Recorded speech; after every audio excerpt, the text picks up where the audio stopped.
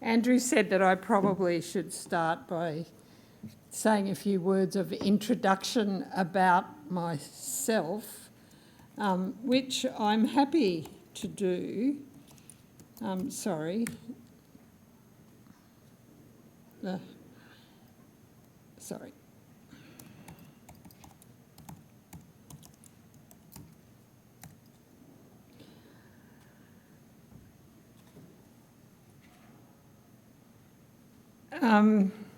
I'm here today as a representative of the board of Global Landcare, and I must say that there certainly are people in the audience here who know more about the subject that I'm speaking about than what I do. So I just happen to be the person who wrote the abstract. So that's why you've got me. I guess I'm one of the newbies on the board of Global Landcare. I joined in, help me, Andrea, I think it was August of 2020. So this conference has actually been a real privilege for me because apart from Daryl, who knows me very well enough to tease me from the back seat, I hadn't met any of my other colleagues on the Global Landcare board other than in the Zoom room.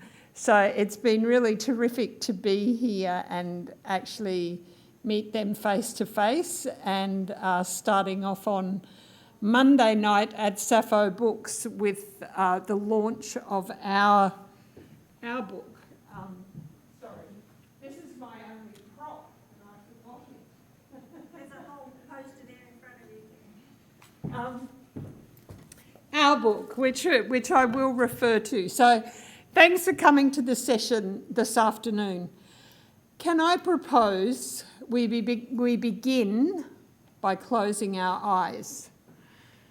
Take a moment to imagine, if you can, that there's no juggernaut of the Western distributor outside. Let us remember that this is the traditional land of the Gadigal people of the Eora Nation. As we acknowledge their thousands of years of continuing custodianship of this place, can we remind ourselves of how the traditional custodians met here to share their stories, to exchange information, to trade, to fish, to harvest the land's bounty. And that is part of a story that Global Landcare is part of, working with First Nations and traditional owners in many places around the globe. Hopefully in the break you've all just had a bite of something that will sustain you through this third session in the Landcare Impact Stream. You may have met in the break and exchanged some of your stories and purposes with other land carers. That is, after all, the purpose of a conference, to assemble, to gather, to confer, to learn from each other, to exchange ideas. Sessions in this impact stream thus far have focused on landcare impact internationally in South Africa, the Philippines. We've heard about Japan, we've heard about Fiji. Andrea and Rob talked about our vision and our direction, and we've heard about some ideas as well from Andrew Campbell and Alan Dale on Monday night when we launched this book. And they bring the academic rigour, I guess, and the intellectual frameworks for the discussion. But I want to look this afternoon at the smaller scale practical actions supported by Global Landcare. I will speak briefly about the organisational entity that supports the funding of our Global Landcare small grants, its beginnings, its guiding principles, and how it works from a governance point of view. We'll look at what guides our funding choices, and we'll briefly consider 3 current examples in Nigeria, in Pakistan, and in Timor Leste. Finally, I will consider what we're aiming to build through this support, to create networks for peer-to-peer learning, to support the collection and dissemination of research and practical training, to enable educational and personal exchanges between participants in the global landcare network, conferencing at the small interpersonal scale, if you like, the social connectivity, the critical social capital piece. You are a vital part of this, learning and negotiating what we understand to be our most pressing challenges in the solutions that, as Mark Howden so eloquently exhorted us this morning, are in our hands. Let us take a dive into the big bang we are creating with our small bucks. Looking at this slide, taken from a tree planting project in Gokwe in north-central Zimbabwe, reminds me that it's no accident that some of the main roots of global landcare are in Australian agroforestry. I can't help wondering, Andrew, how many kitchen tables in rural Victoria and in suburban Melbourne were the scene of discussions, arguments, and furious agreement before the idea of landcare was launched in 1986 at Wingerloch, I think. Is that how you pronounce it? Yep. Just northeast of Melbourne. Thanks, Victoria. It's not just AFL and St Andrew. I'll let you all fight over who that is. We owe you for. Fast forward to 2020 when three separate entities, Australian Landcare International, the Secretariat for International Landcare and Landcare International came together. An initiative endorsed by the first Global Landcare Conference at Nanzan University. Another story you can read about, to form Global Landcare. In doing this, we determined to carry forward the Ali Fund established in 2013. This was a funding vehicle whose guiding principle was enabling local people making local solutions to local problems, problems whose solutions have an impact locally and also contribute to change on a global scale. Let's take a look at how our small grants of $500 are helping translate landcare values into practical actions. So let's first reflect briefly on these values and principles. We've heard a lot about what it takes to build global landcare through self-reliance, and that's spelled out in lots and lots of different examples and discussions in the book. There's also been a lot of talk about subsidiarity. This is a concept that speaks to the need for appropriate decisions, for planning, for deployment of resources, for the design and implementation of solutions to be made at a level that is appropriate to the problem being considered. Solutions to community problems are mostly best made and informed at the community level. I identify so many parallels to Landcare, the Landcare group that I am a party to here, or at least at home in Queensland, which is Boona and District Landcare. We favour community-based learning and action, solutions driven locally and defined by local capacities, which we, now I'm talking about global landcare, hope our small injection of funds will augment by providing seeds, tools, equipment. There's no one and done solution, no templated approach. We learn from every project we support. Women have long been recognised as holding up at least half the sky. It cannot, I think, be an accident that the life partner of one of the original founders of Landcare in Australia, Hori Poussard, was Wendy Poussard, who was a founder in 1985 of the International Women's Development Agency, which back in 1985 I did some work for in Zimbabwe and Tanzania. What this means is we work with women, we work with farmers, we work with children, with schools, with local organisations. We may work with farmer groups. We may work with church-based groups or with government entities or departments. It's all what is appropriate to the local situation. We seek inclusivity and engagement across all social groups as we recognise the vital interrelationship between individual well-being, community well-being, and the well-being of our biophysical ecosystem. We want to use good science to drive solutions. Through the connections that we have across the Global Landcare Board and network, we're really about joining the dots with the evidence, and we'll give, we've got soil scientists, we've got people like Rob Ewell with his tremendous history in the agroforestry arena. We've got people like Daryl Ebenezer with decades of experience in building community groups and finding solutions. So we really have got the experience.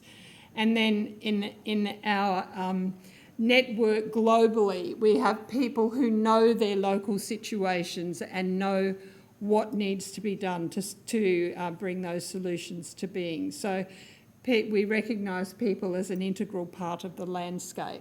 So this reflects our holistic understanding of planet and the place and role of people. We do have projects in urban areas, and I'll speak briefly about our rooftop and container gardens in informal fringe settlements. So our purpose is very much to work with and through people, and that focus again on solutions that are appropriate to place and culture. We aim to find solutions to the complex and enduring challenges of the Anthropocene. I always think that calling these our wicked problems makes them sound so much more fun than they really are. Global Landcare has a Global Landcare program which manages a small grants initiative for projects carried out by established and emerging landcare groups in developing countries. Global Landcare Incorporated operates the public fund, which is called the ALI Fund, or Australian Landcare International Fund. We're still carrying forward that name from our progenitors. Global Landcare and the ALI Fund are registered with the Commonwealth Government's Register of Environmental Organisations, and consequently we are entitled to receive tax-deductible donations from Australian taxpayers for the purpose of supporting the environmental objectives and purposes of global landcare. So one of the issues that we've been discussing, but we haven't found a solution to, is that we currently can only offer that tax deductibility for gifts that are given by Australian taxpayers. So we're entirely voluntary. We don't have the resources to set up the infrastructure for a global entity like, say, Save the Children or Oxfam or one of those larger organisations. So we sit with our capacity to raise funds from Australian taxpayers or from entities that don't seek that tax deductibility. Our fundraising efforts are heavily dependent on word of mouth and personal connections. I guess our hope and our dream is to one day be able to support an administrative role that would enable an organised, planned and strategic approach to fundraising, and we're doing lots of talking and thinking about how we can get there.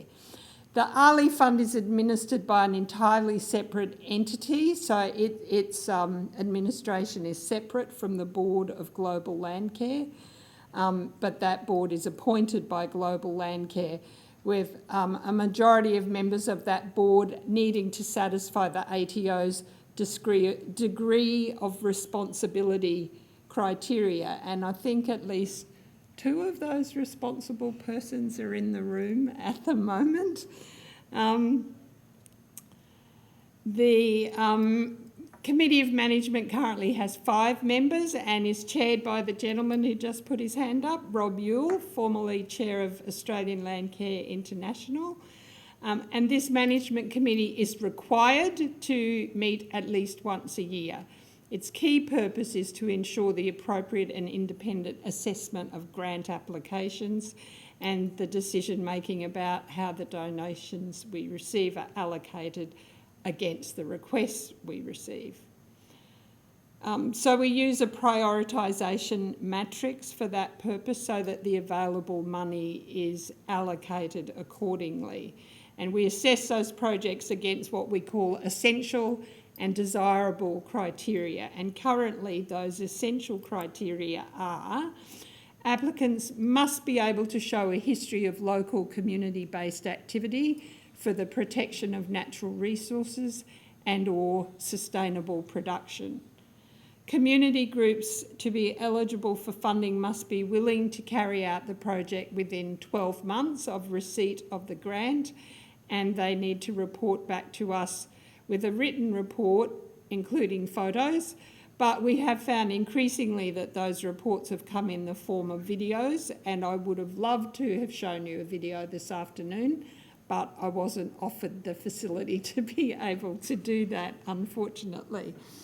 So you need to close your eyes and imagine a lot of dancing, a lot of singing, a lot of pounding the ground, and general celebration about what is achieved with our $500 transfers.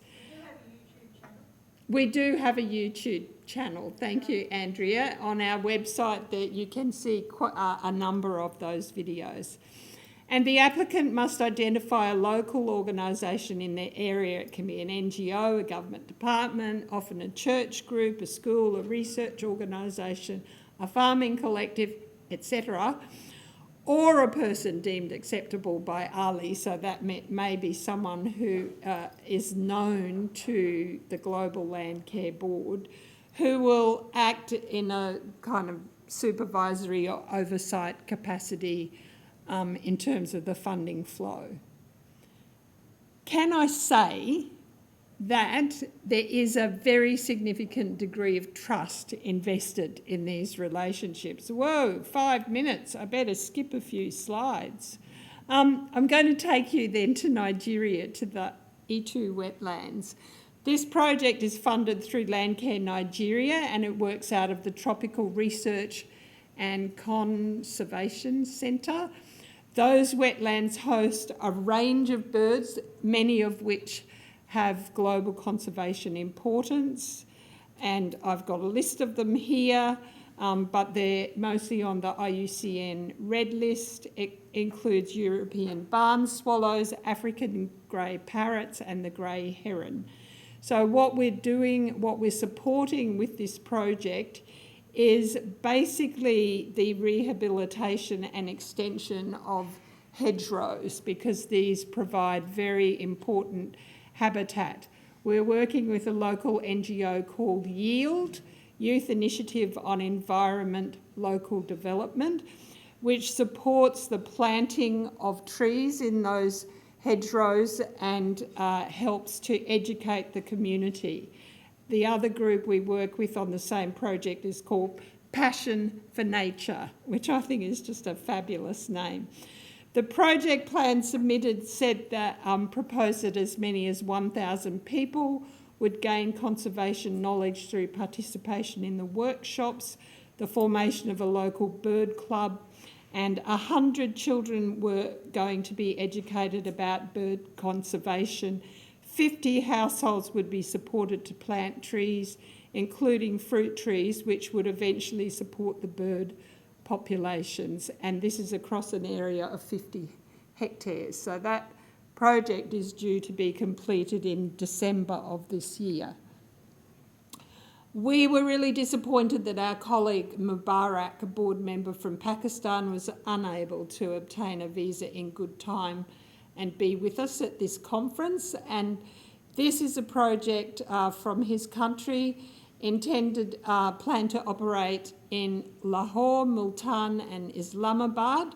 This is the urban project that I referred to before, which is supported through a research organisation based at the university and involves a small number, I think it's 10 families in the production of organic vegetables and local herbs on rooftops.